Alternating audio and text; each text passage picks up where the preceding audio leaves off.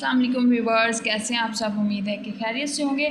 आज हम वीडियो लेके आए हैं स्टूडेंट्स डैफोडिल समरी का पैटर्न क्या है। बोर्ड में अगर आपने फुल मार्क्स लेने हैं समरी में तो आपको कौन सा पैटर्न फॉलो करना चाहिए और आपने क्या क्या चीज़ें ऐड करनी है जिससे आपके जो मार्क्स हैं वो एग्जामिनर आपको पूरे दे सके।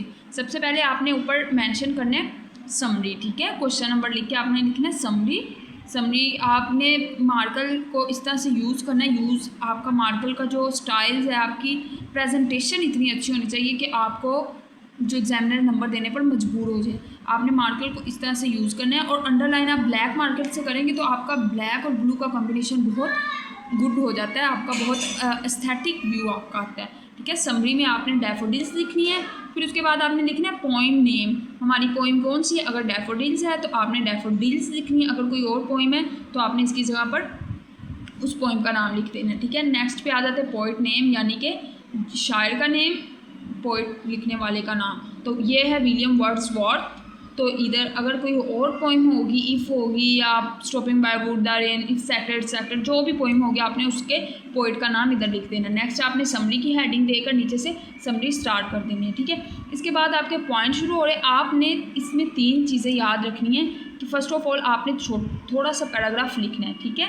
The poet's joy on seeing a large number of daffodils beside a lake, these flowers were, ठीक है। नीचे आपने कोटेशन लिखी है। कोटेशन ऐड करने से आपका जो समरी की लेंथ है वो भी ज़्यादा हो जाती है और आपका जो लेंथ भी ज़्यादा हो जाती है और एक अच्छा व्यू आ जाता है, एक अच्छा इम्पैक्ट पड़ता है एग्जामिनर पर।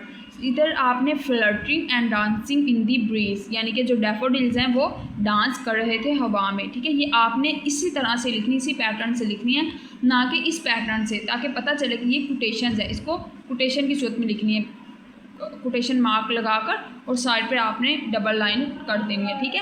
और फिर नीचे से आपने जो समरी रह गई वो उधर से नीचे स्टार्ट कर देनी है और फिर आपने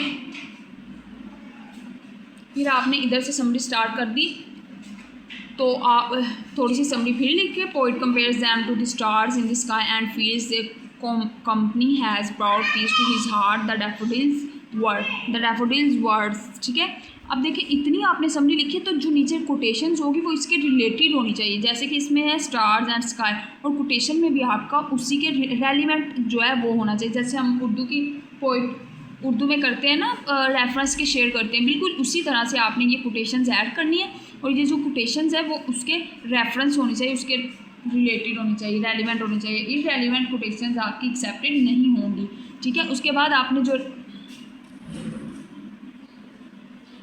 रह गई जो उसके बाद समरी, ठीक है, वो आपने लिखनी है। And seem full of life and movement, this side left of a deep impression on the poet's mind. Even when he is alone, the memory of the daffodils gives him comfort and happiness. He feels nature has the power to heal a lonely heart. Wordsworth believed that natural beauty brings spiritual joy, यानी कि वो आपको रूहानी खुशी देती है, natural beauty, ठीक है।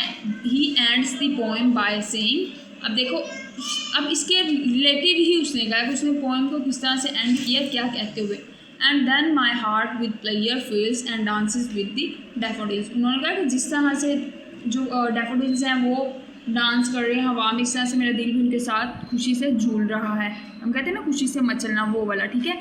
उम्मीद है कि आपको ये वीडियो पसंद आई होगी, इसमें आपका जो है वो बेनिफिशियल साबित हुआ होगा। इसका एक बार ओवरव्यू देखें। इसकी लेंथ भी आपकी ज़्यादा हो गई, इतनी लेंथ होगी तो आपको जो है वो एग्जामिनर 10/10 नंबर देने में कामयाब ज़रूर देगा, 10/10 नंबर, ठीक है।